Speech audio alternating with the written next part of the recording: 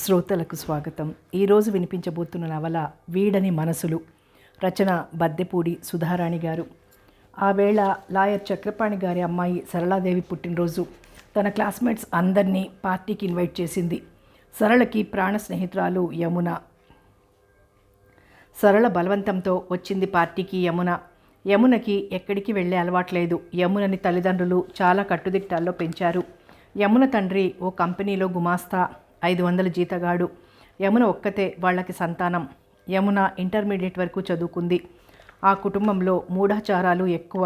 ఆడపిల్లని చదివించటం శుద్ధ తెలివి తక్కువ, పొరపాటు అనేవాడు యమున తండ్రి అనంతరామయ్య. ఆయన ఆస్తిపాస్తులు ఇవ్వకపోగా అప్పులు మాత్రం భార్యకి అప్పజెప్పిపోయాడు. ఇంటి బరువు బాధ్యతలన్నీ దుర్గమ్మ గారి మీద పడ్డాయి. ఇరుగు పొరుగుల సలహాలతో సాయంతో కూతుర్ని ఇంటర్మీడియట్ వరకు చదివించింది. తర్వాత చదివించడానికి శక్తి లేకపోయింది ఆమెకి.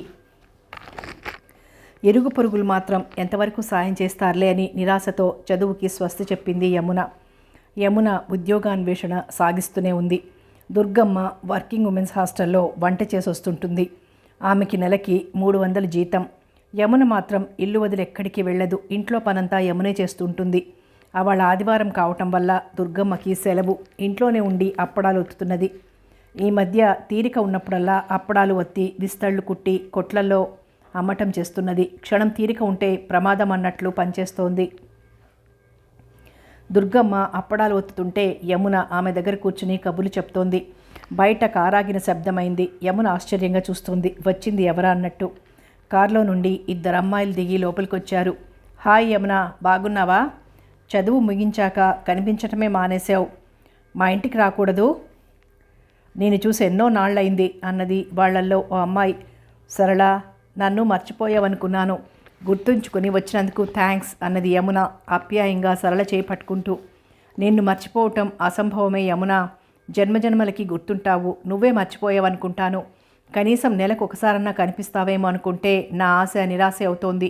నువ్వు చదువు మానేసినా నేను BAలో చేరాను. నువ్వు లేకపోతే కాలేజీకి వెళ్ళబుద్ధి కావటం లేదు. ఇంట్లో కూర్చుంటే బోర్గా ఉంటుందని కాలేజీకి తప్పనిసరిగా వెళ్తున్నాను. నేను తలుచుకున్నప్పుడల్లా మనసంతా గుబులుగా దిగులుగా ఉంటుంది. నేనే మీ ఇంటికి రావాలని చాలాసార్లు ప్రయత్నించాను. ఇంటికి ఎవరో ఒకరు గెస్టులు రావటంతో నా ప్రయాణం వాయిదా పడుతూ ఉంటుంది. సంగీతం మాస్టర్ని పెట్టారు నాన్నగారు. ఆయన ఒక్కరోజు కూడా సెలవు పెట్టరు. పొరపాటును కూడా సెలవివ్వరు. కర్మ, ఇవాళ ఆయన ఏదో ఊరెళ్ళారట. ఇవాళ రేపు కాస్త హాయిగా ఊపిరి పీల్చుకునేందుకు అవకాశం చిక్కింది. రేపు నా పుట్టినరోజు. ప్రతి ఏడాది ఘనంగా చేయటం మా మమ్మీకి డాడీకి అలవాటు. నువ్వు తప్పకుండా రావాలి. రానంటే ఒప్పుకోను. ఇక ఈ జన్మలో నీ మొహం చూడను, మాట్లాడను. సరళ దబాయింపుగా మాట్లాడింది. దుర్గమ్మ వచ్చింది. యమున సరళ చెంప మీద వేళ్లతో సున్నితంగా కొట్టింది చనువుగా. అన్నట్లు ఈ అమ్మాయిని పరిచయం చేయటం మర్చిపోయాను. సారీ. ఇది మా మేనత్త కూతురు నిరుపమ. MA చదువుతున్నది. భోపాల్ నుండి వచ్చింది అంటూ పరిచయం చేసింది సరళ తన పక్కన ఉన్న అమ్మాయిని. యమునకి నిరుపమ వేషధారణ నచ్చలేదు. భుజాల వరకు జుట్టు క్లిప్లో బిగించింది. పెదవులకి లిప్స్టిక్, స్లీవ్లెస్ జాకెట్, ఉల్లి పొరలాంటి చీర. కొంచెం బొద్దుగా పొడవుగా ఉన్న అమ్మాయికి ఆ వేషధారణ అసభ్యంగా ఉన్నది అనుకుంది యమున. పొందిగ్గా ఉన్న సరళ వేషధారణ నచ్చింది యమునకి.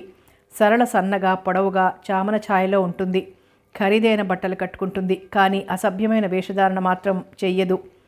నిరుపమకి యమునను చూడగానే ఆకర్షించింది ఆమె పెద్ద జడ, మేలిమి బంగారంలా ఉన్న ఆమె మేనిఛాయ, మీనాల్లా ఉన్న ఆమె కళ్ళు, సన్నగా నాజుగ్గా, అంత పొట్టి అంత పొడుగు కాకుండా ఉన్న ఆమె తీరు ఎవరినైనా ఇట్టే ఆకర్షిస్తుంది. యమునకి ఆభరణాలేమీ లేవు, ఖరీదైన బట్టలు లేవు. అతి సామాన్యంగా ఉంటుంది.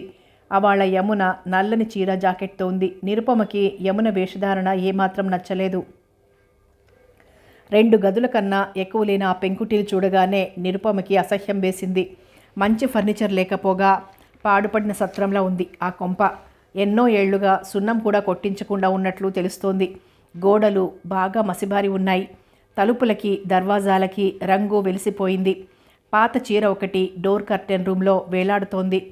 కూర్చునేందుకు 2 నులక మంచాలు తప్ప వేరే ఏమీ లేవు. సామాను కూడా తక్కువ ఉంది. ఇరుకుగా ఉన్న ఆ ఇల్లు శుభ్రంగా ఉంచడానికి ఎంతో ప్రయత్నించినట్లుగా కనిపిస్తోంది. ఆ ఇల్లు తీరు చూస్తుంటే నిరుపమకి అక్కడ ఒక్క క్షణం కూడా ఉండబుద్ధి కాలేదు. సరళను చూస్తుంటే నిరుపమకి అరకాలి మంట నెత్తికెక్కింది. యమున పక్కనే నేల మీద చతికిలబడి కూర్చొని మళ్ళీ మళ్ళీ ఇలా మాట్లాడుకునే అవకాశం వస్తుందో రాదో అన్నట్లు కబులు చెప్తూ ఉండడం చూసి 2-3 సార్లు కళ్ళతో సైగ చేసింది సరళకి త్వరగా ఇంటికి వెళ్ళిపోదాం రమ్మని. సరళ అదేం పట్టనట్టు కూర్చుంది కబుర్లు చెప్తూ. అయ్యో అలా నిలబడిపోయావేం, కూర్చోమ్మా అన్నది దుర్గమ్మ నిరుపమని చూస్తూ. నిరుపమ కూర్చోటం ఇష్టం లేనట్లు ఇబ్బందిగా చూసింది. దుర్గమ్మ కాఫీ కలిపి ఇచ్చింది ముగ్గురికి. ఆ సత్తు గ్లాసులు చూడగానే ప్రాణం పోతున్నంత బాధగా అనిపించింది నిరుపమకి. ఆ గ్లాసుల వైపు చిరాగ్గా చూసింది. సరళ తాగుతూనే తనని కూడా తాగమని సైగ చేసింది. ఆ కాఫీ గ్లాసు సరళ నెత్తి మీద కొట్టి అక్కడి నుండి పారిపోవాలనిపించింది నిరుపమకి. నాకు కాఫీ తాగే అలవాట్లేదు, సారీ, ఏమనుకోవద్దు అంటూ సున్నితంగా తిరస్కరించింది నిరుపమ. యమున దొడ్లో పూసిన సన్నజాజి పూలన్నీ కోసి మాల కట్టి నిరుపమకి సరళకి ఇచ్చింది. తన పుట్టినరోజుకు వస్తానని యమున మాట ఇచ్చేదాకా వదల్లేదు సరళ. దోబలో దబాయింపుగా అడిగింది సరళని నిరుపమ. ఇంతకన్నా మంచి స్నేహితురాలు దొరకలేదా? ఆ మురికి కూపంలో క్షణంసేపు కూడా కూర్చోలేకపోయాను. అబ్బబ్బా, ఆ అమ్మాయి బట్టలు చూస్తుంటే ఎంత అసహ్యం వేసిందో, వాంతి కూడా అవుతుందేమోనని భయం వేసింది. నిరుపమ చేతులు తిప్పుతూ చెప్తుంటే సరళ చిరునవ్వుతో అన్నది, నువ్వు పుట్టినప్పటి నుంచి సిరి సంపదల్లో పుట్టావు, సుఖ సంతోషాల మధ్య పెరిగావు, నీకు పేదవాళ్ల కష్ట నష్టాలు అర్థం కావులే. నువ్వున్న తీరుకి వాళ్ళని చూస్తే అసహ్యంగానే ఉంటుంది మరి అన్నది సరళ. నిరుపమ గర్వంగా నవ్వుకుంది. సరళ నిరుపమ కనుమరుగయ్యే వరకు గేటు బయట నిలబడిన యమున వెనక్కి తిరిగి మెల్లగా అడుగులు అడుగు వేసుకుంటూ వచ్చి వరండాలో ఉన్న నులక మంచం మీద కూలబడింది. రేపు సరళ పుట్టినరోజు, దానికి ఇవ్వవలసిన బహుమతి సంగతి ఎలా ఉన్నా కట్టుకునేందుకు ఒక మంచి చీర కూడా లేని తన దురదృష్టానికి తిట్టుకుంది యమున. సరళ పుట్టినరోజుకి తను వెళ్ళకపోతే బాధపడుతుంది. తను బహుమతులు ఇవ్వకపోయినా బాధపడదు సరళ. తన పరిస్థితి సరళకి బాగా తెలుసు. యమునకి తనున్న పరిస్థితి తలుచుకునేసరికి కళ్ళల్లో నీళ్లు ఉబ్బుక్కొచ్చినాయి. యమున, ఇక్కడే కూర్చుండిపోయావేం, సరళ వెళ్ళిపోయిందా అంటూ వచ్చింది దుర్గమ్మ. తల్లి వచ్చి పలకరించిందాక ఆలోచనల మధ్య అవస్థపడుతోంది యమున. యమున, ఏమిటే అట్లా దిగులుగా కూర్చున్నావు? తల్లి మళ్ళీ అడిగింది. రేపు సరళ పుట్టినరోజుకి వెళ్ళటమా మానటమా అని ఆలోచిస్తున్నాను అన్నది యమున. అదేమిటే పాపం, ఆ అమ్మాయి అంత ప్రేమగా పిలిస్తే వెళ్ళకపోవటమేమిటి? అట్లా ప్రేమాభిమానాలతో పలకరించే వాళ్లేనే మనకి కావాల్సింది. ఆ అమ్మాయి చూడు, ఎంత భాగ్యవంతుల పిల్లైనా గర్వం అనేదే లేదు. నాకు ఆ అమ్మాయిని చూస్తే ఎంత ముచ్చటేసిందో అన్నది దుర్గమ్మ. నిజమే, సరళకి అతిశయం గర్వం లేదు, డబ్బు గలదాన్ని అనే అహంభావం లేదు, బీద గొప్ప తారతమ్యాలు చూడదు, అందరితో సరదాగా మాట్లాడుతుంది. తనకి ఎన్నోసార్లు కాలేజీ ఫీజులు కట్టింది. తను కట్టలేక అవస్థపడుతున్న సమయంలో కాలేజీ ఫంక్షన్కి ఎన్నోసార్లు తన బట్టలు ఇచ్చింది కట్టుకోమని. బంగారు బొమ్మలా ఉన్న నీకు నగలెందుకే యమున, నీ వల్లనే ఆ నగలకైనా అందం వచ్చింది అనేది. పోవే, నీ పొగడ్తలు నువ్వు, నన్ను ఎగతాళి చేయకు అని తనంటే ఓసి పిచ్చి మొద్దు. నిజం చెప్తున్నా, నమ్మవేం? ఏ అందాల రాజకుమారుడో నీకోసం వస్తాడు. ఆ రాజకుమారుడికి భార్య కావాల్సిన నువ్వు శాపవశాత్తు ఇలా ఉన్నావనిపిస్తుందే. అందానికి మన్మధుడు, ధనానికి కుబేరుడు, బుద్ధికి బృహస్పతి లాంటివాడు. దొరికిందాకా పెళ్లి చేసుకోకు. మాది బీద సంసారం, కట్నం ఇవ్వలేమని ఏ రెండో పెళ్లివాడినో పిల్లలున్న ముసలాడనో కట్టుకోకు, నీకు పుణ్యం ఉంటుంది. నేను చూడలేను, విని భరించలేను అనేది. సరళ మాటలకి నవ్వుకునేది తను. సరళకే కాదు, కాలేజీలో లెక్చరర్స్కి, ప్రిన్సిపాల్కి, తోటి స్టూడెంట్స్కి కూడా తనంటే ప్రత్యేకమైన అభిమానం ఉండేది. తనకి అన్ని సబ్జెక్ట్స్లో మంచి మార్కులు వచ్చేవి. నీ తెలివితేటలకి కాదే ఆ మార్కులు, నీ అందానికి వేశారులే అనేది సరళ. మనసంతా ఉల్లాసంగా మారిపోతుంది సరళని తలుచుకుంటుంటే. ఎంత దిగుల్లో ఉన్నా సరళ తనకి ఆప్తమిత్రురాలు. సరళ మనసు బాధ పెట్టడం న్యాయం కాదు. ఎలాగైనా సరళ పుట్టినరోజుకి అటెండ్ అయి తీరాలని గట్టిగా నిర్ణయించుకుంది యమున. మనసులో ఘర్షణ జరుగుతూనే ఉంది ఓవైపు. రేపు తను కట్టుకుని వెళ్లేందుకు చీర, తీసుకువెళ్లే బహుమతి గురించి ఆలోచించగా చటుక్కున ఓ ఉపాయం తోచింది. తల్లి పెళ్లినాటి పట్టుచీర ఒకటి కొద్దిగా అక్కడక్కడ చిరుగులు పట్టిన పెట్టెలో భద్రంగా దాచుకుంది తల్లి. గంధం రంగు దానికి ముదురు ఆకుపచ్చ రంగు పెద్ద బార్డర్. ఆ చీరంటే తల్లికి ఎంత ఇష్టమో కూడా తనకు తెలుసు. తను కట్టుకుంటానంటే అమ్మ కాదనదు అనుకుంది యమున తేలిగ్గా ఊపిరి పీల్చుకుంటూ. రెండో సమస్య, సరళ బహుమతి గురించి తీవ్రంగా ఆలోచించి చివరికి ఒక నిర్ణయానికి వచ్చిన దానిలా తలూపింది. అప్పుడప్పుడు పూలు కొనుక్కోమని, గాజులు వేయించుకోమని రూపాయి 2 ఇచ్చేది. అవి భద్రంగా దాచుకునేది. ఆ డబ్బులన్నీ లెక్క చూసుకుంటే 10 దాకా ఉన్నాయి. ఆ 10 భద్రంగా చేతి రుమాల్లో పెట్టుకొని సాయంత్రం 4 గంటలు దాటిన తర్వాత షాపుకు వెళ్ళింది యమున. 2-3 షాపుల్లో చూశాక చివరికి ఒక షాపులో తామర పువ్వులా ఉన్న స్టీలు కుంకుమభరణ నచ్చింది యమునకి. దాని ధర 15 తక్కువ లేదని చెప్పాడు షాపువాడు. యమునకి ఒక్కసారిగా నీరసం ముంచుకొచ్చింది. అంతేకాదు 15 పెట్టి ఆ కుంకుమ భరణ కొనలేని తన నిస్సహాయ స్థితికి మనసులోనే తిట్టుకుంది యమున. ఆ కుంకుమ భరణ తీసుకోండి, చాలా బాగుంది అన్నాడు షాపువాడు. ఆఫ్టర్ ఆల్ 15 పెట్టి భరణ కొనటం కోసం ఇంతసేపు ఆలోచించాలా అన్నట్టుగా ఉంది అతని ధోరణి. 10 బేరమాడింది యమున. షాపువాడు ముందు ఒప్పుకోలేదు. యమున నిరాశగా వెనక్కి తిరిగి వెళ్తుండగా షాపువాడు వచ్చిన బేరం పోతున్నందుకు గాబరాగా పిలిచాడు. వెళ్తున్నారేం? తీసుకోండి, 15 వస్తువు మీకు 10 ఇవ్వాల్సి వచ్చింది. ఇవాళ నిద్రలేచి ఎవరి మొహం చూశానో అంతా నష్టమే గొణుక్కుంటున్నట్లుగా అన్నాడు. యమునకి పోయిన ఊపిరి తిరిగొచ్చినంత సంతోషంగా ఉంది. 10 అతనికిచ్చి ఆత్రంగా ఆ కుంకుమ భరణ తీసుకొని పరుగులాంటి నడకతో రోడ్డెక్కింది. ఎవరో తన చేతిలో వస్తువు లాక్కెళ్తారేమో అన్నంత భయంగా గట్టిగా పట్టుకొని చకచక నడిచి ఇల్లు చేరుకుంది. యమునకు మనసంతా ఇప్పుడెంతో హాయిగా తృప్తిగా ఉంది. రాత్రి భోజనాల అనంతరం పడుకోబోతుండగా దుర్గమ్మ అడిగింది, యమున, నీ స్నేహితురాలికి ఏం బహుమతి ఇవ్వాలనుకుంటున్నావు? ఏమైనా కొన్నావా? నీ దగ్గర డబ్బులున్నాయా? నా దగ్గర 4 రూపాయలే ఉన్నాయి. నెలాఖరు వస్తే ప్రాణం పోయినంత పనవుతుంది. రేపే కదా పుట్టినరోజు, కొనే వ్యవధి కూడా లేదు కదా అన్నది తల్లి. తను కూడబెట్టిన డబ్బుల గురించి, అవి పెట్టి తను కొన్న కుంకుమ భరణ కొన్న సంగతి చెప్పింది. తను కొన్న కుంకుమ భరణ తెచ్చి చూపించింది తల్లికి. దుర్గమ్మ ఆ కుంకుమ భరణ అటు ఇటు తెప్పి చూసి దాని నాణ్యత పరీక్షించింది ఓ క్షణం. తర్వాత తృప్తిగా తలాడించింది. బాగుందమ్మా, ముచ్చటగా ఉంది. శక్తికి మించిన కానుకలు మనం కొనలేం, ఇవ్వలేం.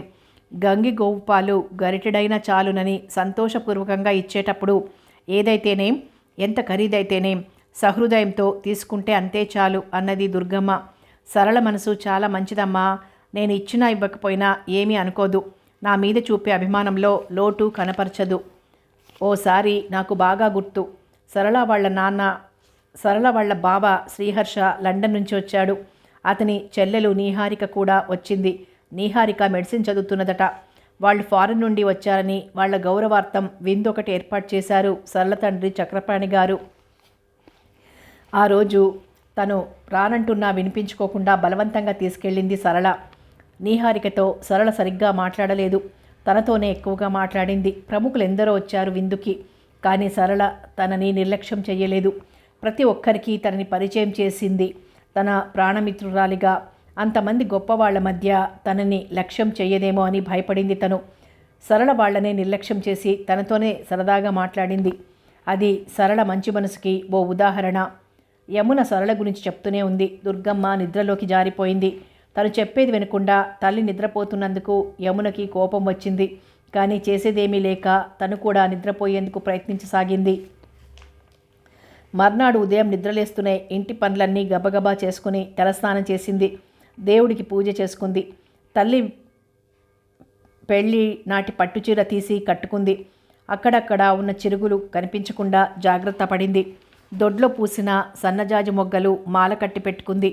ఇంతలో పక్కింటి హైమవతి వచ్చింది. పొరుగురులో ఉన్న తన మొగుడు రాసిన ఉత్తరం చదివించుకునేందుకు. యమున ముస్తాబు చూసి హైమవతి కళ్ళు పత్తికాయలంత అయ్యాయి. వింతగా చూస్తూ అడిగింది, ఏం యమున, పెళ్లి కూతుర్లా తయారైనావు? ఇవాళ పెళ్లి చూపులా ఏమిటి? ముందుగా నాకు ఒక్క మాటైనా చెప్పావు కాదేం అన్నది. పెళ్లి చూపులు కాదు వదిన, మా స్నేహితురాలు పుట్టినరోజు పార్టీకి వెళ్తున్నాను అన్నది యమున. మొన్న కారులో వచ్చిన అమ్మాయేనా అని అడిగింది హైమవతి. అవును వదిన అన్నది యమున నవ్వుతూ. ఇవాళ మాత్రం అచ్చం పెళ్లి కూతుర్లా ఉన్నావు. నేను మగాడిగా ఎందుకు పుట్టలేదా అనిపిస్తోంది. నిమిషాల మీద తాళి కట్టి లాక్కెళ్లేదాన్ని అన్నది హైమవతి. యమున కిలకిలా నవ్వింది. ఏమో, నీ నుదుట కళ్యాణ గీత ఎప్పుడు రాశాడో ఆ భగవంతుడు. అంతా దేవుడి దయ, మన చేతుల్లో ఏముంది అన్నది హైమవతి. వదిన, మాటల్లో పడి మర్చిపోయాను అడగటం. ఏదో పని మీద వచ్చినట్లున్నావు అన్నది యమున. అవునమ్మా మరదల పిల్ల, అక్షరజ్ఞానం లేనిదాన్ని. మొగుడు రాసిన ఉత్తరం చదవటం చేతకాక ఏడుస్తూ కూర్చున్నదాన్ని. ఇంకెవరి చేతైనా చదివించుకోవాలంటే చచ్చే సిగ్గు, అవమానం. భగవంతుడు నీ స్నేహం నాకు వరంలా ఇచ్చాడు, కాస్త చదివిపెట్టు తల్లి, నీకు పుణ్యం ఉంటుంది అన్నది హైమవతి. యమున చిరునవ్వుతో ఆమె చేతిలో కవర్ అందుకున్నది. యమునకి ఒకరి ఉత్తరాలు చదవాలంటే ఏమిటో జంకుగా ఉంటుంది. అందులోనూ భార్యాభర్తల ఉత్తరాలు చదవాలంటే మరీ ఇబ్బందిగా ఉంటుంది. ఆడపిల్లలు కొంతైనా చదువుకొని ఉండాలి. అందరూ డిగ్రీ చదువులు చదవలేకపోయినా కనీసం ఉత్తరం చదివి జవాబు రాసేవరకైనా ఉండాలి. చదువు అనేది స్వప్రయోజనం కోసమేగా, ఒకరిని ఉద్ధరించడానికి కాదు కదా. కొందరిలో చదువు అంటే ఉన్న తేలిక భావం తనకి తెలియంది కాదు. ఆడపిల్లలకి చదువులెందుకు, ఉద్యోగాలు చేయటానికా, ఊళ్ళేళ్ళటానికా అంటూ ఉంటారు. కానీ ఆ చదువు అనేది ఎంత ఉపయోగకారిగా ఉంటుందో ఊహించరు. హైమవతిని చూస్తే యమునకు ఎందుకో కోపం. ప్రతిరోజు హడావిడిగా వంట పని చేసుకొని ఇళ్ల వెంట పెత్తనాలకు వెళ్తుంది. తీరిగ్గా వంట పని, ఇంటి పని చేసుకోవాలంటే బద్ధకం. ఇష్టమైతే చేయటం, లేకపోతే మంచం ఎక్కి పడుకొని మూలగటం. ఒళ్ళు నొప్పులు, తలనొప్పి అంటూ ఆ పూటకి ఇరుగమ్మ పొరుగమ్మ వండి పెట్టడం మామూలైపోయింది హైమవతికి. కొత్త సినిమా ఏదైనా రిలీజ్ అయిందంటే వాళ్ళ హైమవతి హడావిడి అంతా ఇంత అని చెప్పలేం. తెల్లవారుజామునే లేచి పనులన్నీ హడావిడిగా పూర్తి చేసుకుని కొత్త చీర కట్టి అత్తవారింటికి వెళ్లే కొత్త పెళ్లి కూతుర్లా ముస్తాబై వెళ్తుంది. హైమవతికి అక్షరజ్ఞానం లేకపోతేనేం, చేతికి వాచి 24 గంటలు ఉండాల్సిందే. హై హీల్స్ వేసుకుంటుంది. పలుచగా పెదవులకి రంగు వేసుకుంటుంది. ఆకర్షణీయంగా ఉండే పలుచని చీరలు కడుతుంది. రకరకాల ముళ్ళు వేసుకుంటుంది. ఒక్కోసారి 2 సవరాలు పెట్టి పెద్ద వాలుజడ వేస్తుంది. చేతిలో వ్యానిటీ బ్యాగ్, అందులో డబ్బులతో పాటు చిన్న అద్దం, దువ్వెన, పౌడరు, గోళ్ల రంగు, పెదవుల రంగు ఉంటాయి. ఆమె ఎప్పుడూ నవనాగరికంగా తయారవుతుంది. ఓసారి యమున హైమవతిని టైం అడిగింది కాలేజీకి వెళ్ళబోతూ. వదినా, టైం ఎంతైంది అంటూ. పక్కింటి సత్యభామ వాచి చూసేసరికి నాకు అలాంటిది పెట్టుకోవాలనిపించింది. కొనుక్కున్నాను కానీ టైం చూడటమే రాలేదు యమున అన్నది మెల్లగా. ఆమె అవస్థకి నవ్వాలో ఏడ్వాలో అర్థం కాలేదు యమునకి.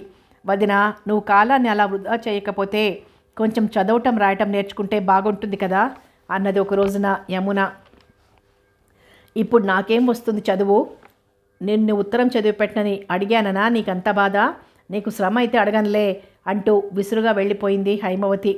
ఇక మీదట 4 రోజుల దాకా రాలేదు, మాట్లాడలేదు. తర్వాత ఆమె అవసరం గుర్తుకొచ్చింది కాబోలు. కోపం తగ్గించుకుని వచ్చింది. ఇక బ్రతికుండగా ఆమెని చదువు సంగతి అడగకూడదు అని నిశ్చయించుకుంది యమున. ఏమిటి యమున, అంత దీర్ఘంగా ఆలోచిస్తున్నావు అడిగింది హైమ. అబ్బే ఏం లేదు అన్నది యమున తడబడుతూ. హైమవతి భర్త రాసిన ఉత్తరం యమున చేతికిచ్చింది. యమున ఉత్తరం చదివి వినిపించింది. నీకు పుణ్యం ఉంటుంది, కొంచెం జవాబు రాసి పెడదు యమున అడిగింది హైమవతి. ఇవాళ సరళ వాళ్ళ ఇంటికి వెళ్ళి హడావిడిలో ఉన్నాను వదినా, రేపు రాసి పెడతాను తప్పకుండా అన్నది యమున. నా కర్మ కాకపోతే ఆ రాయటమేదో నాకే వస్తే ఇంత తిప్పలుండవు కదా. క్షణాల మీద రాసేసేదాన్ని. ఏమిటో, కాస్త చదువుకుంటే చాలు, ఈ కాలపు పిల్లలకి మిడిసిపాటు ఎక్కువ అంటూ గొణుక్కుంటూ వెళ్ళిపోయింది హైమ. ఆమె మనస్తత్వం బాగా తెలిసింది కావటం చేత యమున బదులు పలకలేదు. ఓ గంట తర్వాత మళ్ళీ వచ్చింది హైమవతి. ఆమెకి కోపం తగ్గినట్లే ఉంది. యమున, ఉత్తరంలోని విశేషాలు గుర్తులేవు, మళ్ళీ ఓసారి చదివి వినిపించు అన్నది. యమునకి మళ్ళీ చదవక తప్పలేదు. ఆమెకు చదివి వినిపించి ఆమెను సాగనంపిందో లేదో పక్క బజార్లో ఉన్న ఆచార్యుల గారి భార్య భ్రమరామ వచ్చింది. వాళ్ళింటికి బంధువులు వచ్చారట. వంటకి అమ్మ సాయం కావాలి అని అడిగింది. ఆవిడ ఓ 10 నిమిషాలు కూర్చొని వెళ్ళింది. యమున ఇంకా బయలుదేద్దాం అనుకుంటుండగా ఆ వీధిలో అట్లు పోసి అమ్ముకునే సుబ్బాయమ్మ వచ్చింది.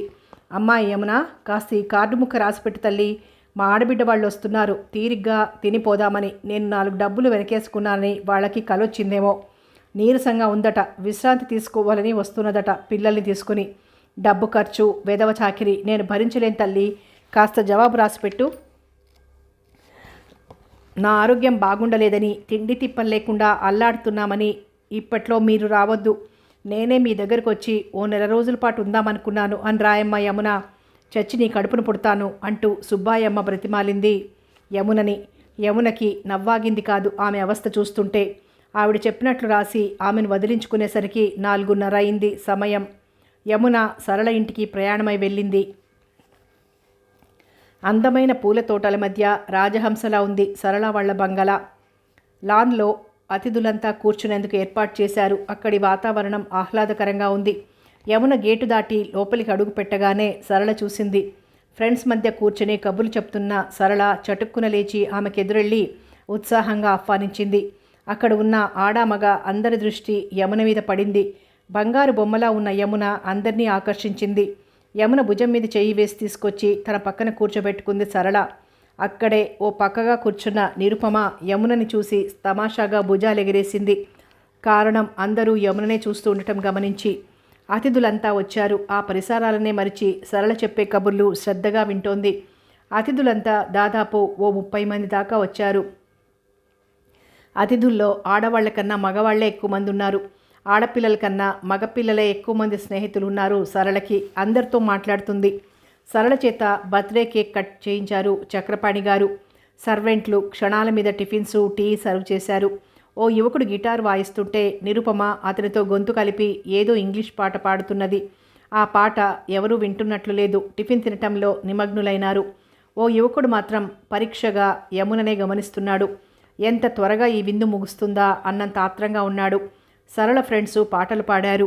యమున మాత్రం బొమ్మలా కూర్చుంది. యమున, నువ్వు కూడా ఓ పాట పాడవే అన్నది మెల్లగా. సరళ, నీకు దండం పెడతాను, నన్ను మాత్రం పాట పాడమని అడగకు. నలుగురిలో పాట పాడాలంటే నాకు చచ్చే భయంగానూ సిగ్గుగానూ ఉంటుంది. పరిచయం లేని వ్యక్తుల ముందు కూర్చోవాలంటేనే ఏమిటో జంకుగా ఉంటుంది. యమున బెదురు చూసి సరళ ఫక్కున నవ్వింది. విందు ముగిసేసరికి రాత్రి 9 గంటలు దాటింది. అతిథులంతా వెళ్ళిపోయారు. 2 యువకులు, నిరుపమ మిగిలిపోయారు. ఆ యువకులు ఇద్దరూ వచ్చి సరళ పక్కన కూర్చున్నారు. యమునకెందుకో సిగ్గుగానూ భయంగానూ ఉంది. పరిచయం లేని వ్యక్తుల ముందు కూర్చోవాలంటే తగని జంకుగా ఉంటుంది యమునకి. భయంతో ముడుచుకుపోయినట్లుగా కూర్చుంది యమున. యమున, అతని పేరు ప్రశాంత్, మా మామయ్య కొడుకు, లక్నోలో ఉద్యోగం చేస్తున్నాడు. త్వరలోనే ఓ పెద్ద ఆఫీసర్ కాబోతున్నాడు. ఈమె యమున ఇంటర్ చదువుతూ మానేసింది. నా క్లోజ్ ఫ్రెండ్ అంటూ ఒకరిని ఒకరికి పరిచయం చేసింది సరళ. నన్ను పరిచయం చేయవేం సరళ? నన్ను మర్చిపోయావా? నా పేరు దిలీప్, నేను పైలట్ని.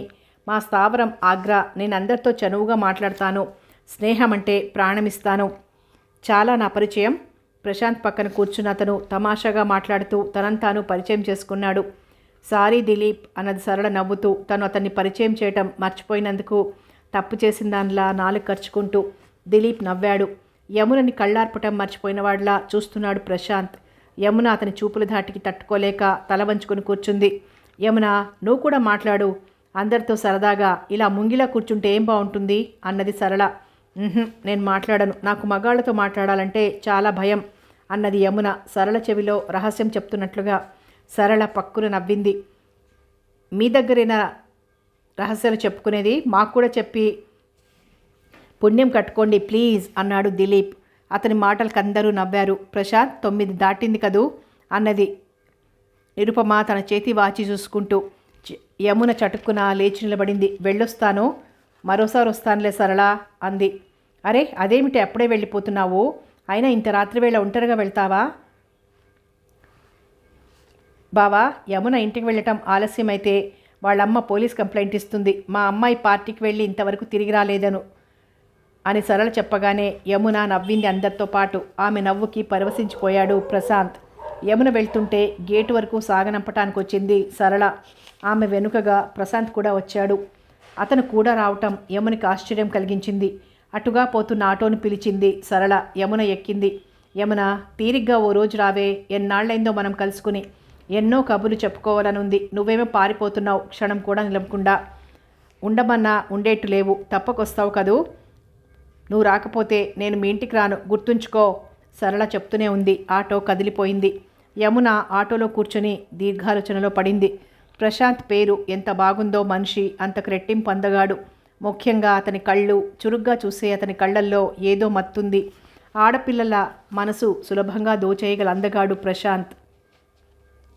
అంత అందమైన బావ ఉన్నందుకు సరళ ఎంత అదృష్టవంతురాలో కదా అనుకుంది యమున. అతని రూపం కవ్విస్తూ కన్నుల ముందు కదలాడుతుంటే యమున మనసంతా ఏదోలా అయిపోయింది. అందని ఆకాశానికి అరులు జాపటం అవివేకం.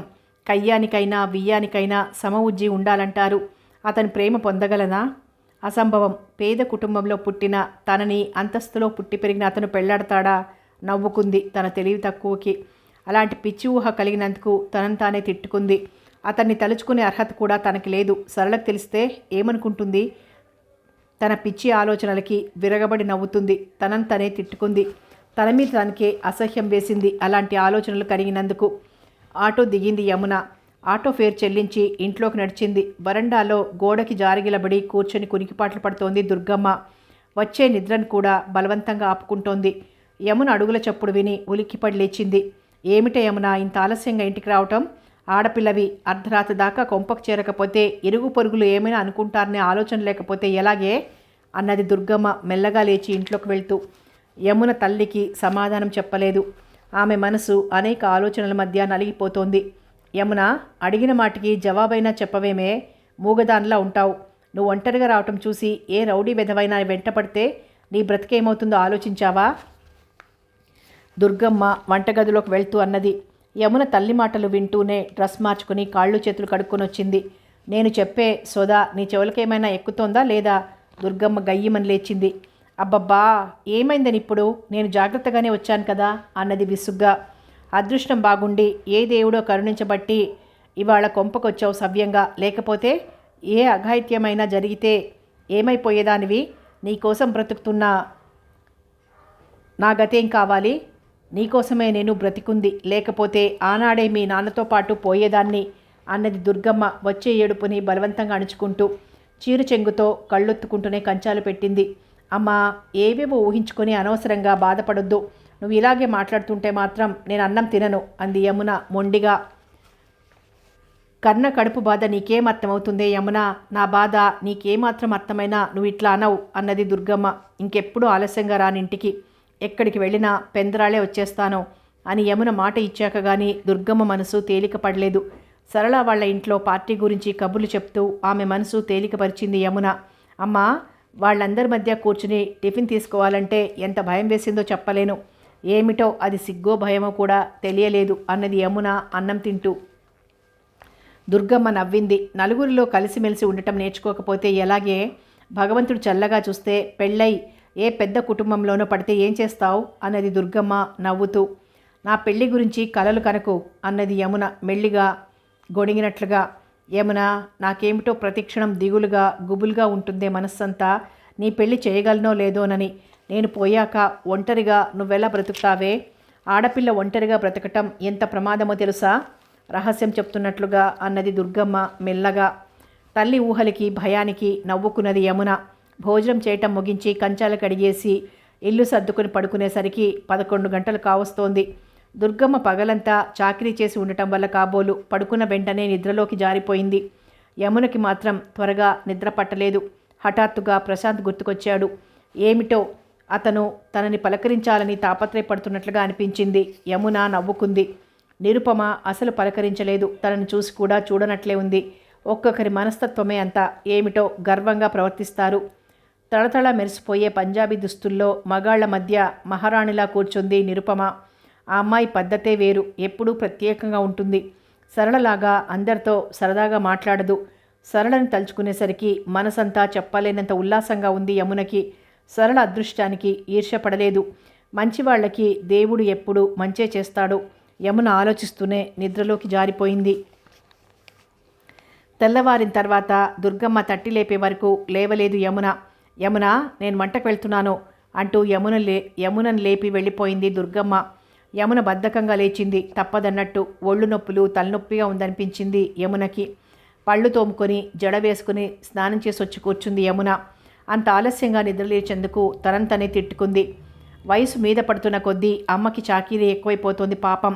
తను ఉండి కూడా ఆమెకి ఏ విధంగానూ సాయం చేయలేకపోతోంది. రేపొద్దున్నుండి అమ్మ నిద్ర లేవకముందే ఇంటి పనంతా చెయ్యాలి. అమ్మని ఇంకా శ్రమ పెట్టకూడదు అని నిశ్చయించుకుంది యమున. యమున, ఏం చేస్తున్నావమ్మా అంటూ వచ్చాడు 2 ఇళ్ల అవతల ఉన్న శివశాస్త్రి గారు. రండి బాబాయ్ అంటూ చటుక్కున లేచి కూర్చుంది యమున. శివశాస్త్రి గారు కూర్చున్నారు పడక కుర్చీలో. ఆయన కుర్చీకి దగ్గరగా మంచం లాక్కొని కూర్చుంది యమున. ఏమిటో ఈ మధ్య ఒక్క క్షణం కూడా తీరిక ఉండటం లేదు. మీ ఇంటికి వచ్చి వారమైందనుకుంటాను. విశేషాలేమిటి? ఎలా ఉన్నారు అని అడిగారు శాస్త్రి. విశేషాలు ఏమున్నాయి చెప్పేందుకు? మీరే చెప్పండి బాబాయ్ అన్నది యమున. శాస్త్రి గారు చిరునవ్వు నవ్వారు. యమున, నీకు త్వరగా పెళ్లి చేయాలని ఉంది మీ అమ్మకి. సంబంధాలు మంచివి రావటం లేదు.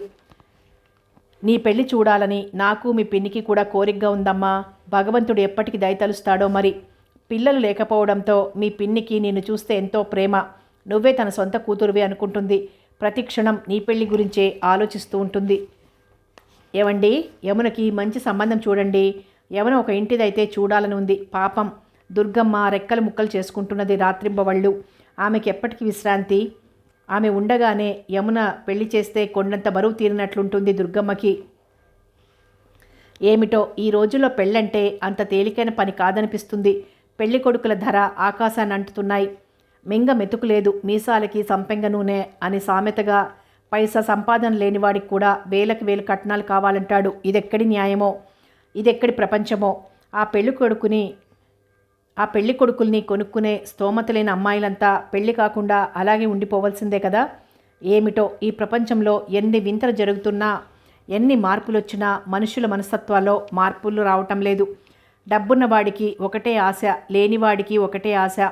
ఆడపిల్లల ప్రాణాలు తీస్తున్నారు కట్నాల పేరుతో. చెప్పటం ఆపి బరువుగా నిట్టూర్చారు శివశాస్త్రి గారు. యమున చిరునవ్వుతో అతని మాటలు ఆలకిస్తోంది. యమున, ఉద్యోగం చెయ్యాలని ఆలోచన ఏమైనా ఉందామా?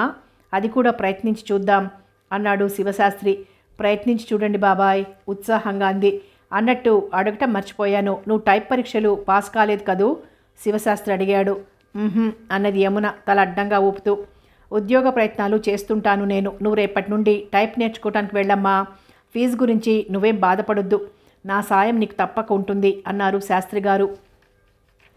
థ్యాంక్స్ బాబాయ్, మీ సాయం మర్చిపోలేనిది అన్నది యమున కృతజ్ఞతాపూర్వకంగా 2 చేతులు జోడించి నమస్కరించింది శాస్త్రి గారికి. ఇదిగో, ఇందులో పెద్ద సాయం ఏముందమ్మా? నాకు చేతనైనంత వరకు చెయ్యాలనుకున్నాను. పిల్లలు లేని లోటు నీ వల్ల తీరిందమ్మా మాకు. మా బిడ్డలు మేము సాయం చేసుకోవటంలో గొప్పతనం ఏముంది అన్నాడు శాస్త్రి గారు. అందరికీ అంత మంచి మనసు ఉంటుందా బాబాయ్ అన్నది యమున. శాస్త్రి యమునని జాలిగా చూశాడు. అమ్మా యమున, ఎట్టి పరిస్థితుల్లోనైనా నీకు నా సాయం తప్పకుంటుందని మర్చిపోకు అన్నారు శాస్త్రి గారు. యమున మరోమారు కృతజ్ఞతలు తెలుపుకుంది. యమున లేచి వెళ్ళి కాఫీ కలిపి తెచ్చింది. ఎందుకమ్మా ఇప్పుడు నీకు అనవసరమైన శ్రమ అన్నాడు శాస్త్రి. పర్వాలేదు బాబాయ్ గారు, ఇందులో పెద్ద శ్రమేముంది అన్నది యమున. శాస్త్రి గారు కాఫీ తాగటం ముగించారు. ఏమయ్యా శాస్త్రి, విశేషాలేమిటి అంటూ వచ్చింది దుర్గమ్మ. రామ్మ వదిన, నేనొచ్చి అరగంట పైగా అయింది, వెళ్ళబోతుండగా వచ్చావు అన్నారు నవ్వుతూ. దుర్గమ్మ నడివాకిలి గడప ముందరనే చెత్తగిలబడి కూర్చుంది గోడ కానుకొని. శివశాస్త్రి దుర్గమ్మ కన్నా 7-8 ఏళ్ళు చిన్నవాడు. దుర్గమ్మకి శివశాస్త్రిని చూస్తే కొడుకుని చూసినంత ఆపేక్షగా ఉంటుంది. శివశాస్త్రి ఓ పల్లెటూరు నుండి వచ్చాడు బ్రతుకు తెరువు కోసం. అప్పుడు ఆయన్ని ఆదుకున్నది దుర్గమ్మ మొగుడే. బియ్యపు మిల్లులో ఉద్యోగం ఇప్పించి అద్దె ఇల్లు కూడా ఇప్పించాడు. శివశాస్త్రికి అన్ని విధాలా సాయంగా ఉండేవాడు దుర్గమ్మ మొగుడు. శివశాస్త్రికి ఆ విశ్వాసం ఉంది. దుర్గమ్మ మొగుడు చనిపోయినప్పుడు దగ్గర ఉండి కర్మకాండాలన్నీ జరిపించారు శివశాస్త్రి గారు. ఆయన్ని తన కొడుకులా భావిస్తుందామే. శివశాస్త్రి భార్య యశోద కూడా ఉత్తమ ఇల్లాలు. ఏ చిన్న విషయానికైనా దుర్గమ్మని సలహా అడిగేది యశోధర. దుర్గమ్మ శివశాస్త్రిని అడుగుతుంది.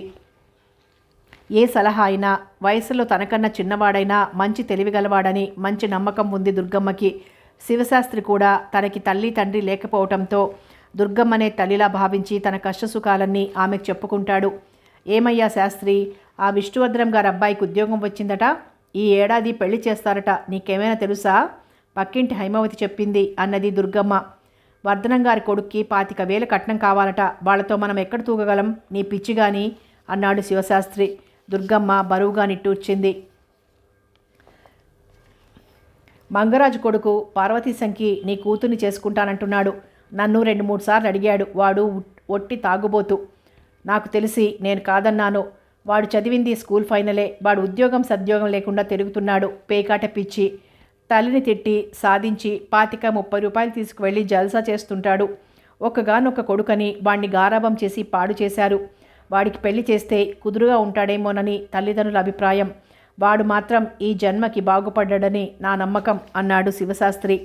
ఇంతకీ దీనికి పెళ్ళి అయ్యే రాత ఉందంటావా శాస్త్రి? దుర్గమ్మ నిరాశగా అడిగింది. అమ్మా, తొందరపడితే పనులు కావు, నిదానమే ప్రధానమన్నారు పెద్దలు. ఏ టైంకి ఎలా జరగాలని ఉందో మన చేతుల్లో ఏం లేదు అన్నారు శివశాస్త్రి గారు. ఏమైనా సరే దాని పెళ్లి చెయ్యందే కంటి నిండా నిద్ర కూడా పోలేనయ్యా. దానికి సంబంధం త్వరగా చూసే బాధ్యత నీ మీద పెడుతున్నాను అనేసింది దుర్గమ్మ. శాస్త్రి నవ్వుకుంటూ వెళ్ళిపోయాడు. యమున టైప్ నేర్చుకునే సంగతి తల్లికి చెప్పింది. నీ ఇష్టమమ్మా, ఏ పనైనా మంచిది అనిపిస్తేనే చెయ్యి తల్లి, నేను కాదనను అంది దుర్గమ్మ. యమున సంతోషంతో ఉప్పొంగిపోయింది. దుర్గమ్మ పడుకుంది. ఆమె పక్కనే యమున కూర్చుని కబుర్లు చెప్తోంది. టైప్ నేర్చుకోవటం వల్ల వచ్చే ఉపయోగం గురించి, ఎంత మంచి ఉద్యోగాలు వచ్చేది. యమున మాటలు వింటూనే నిద్రలోకి జారిపోయింది దుర్గమ్మ. కథ కొనసాగుతుంది.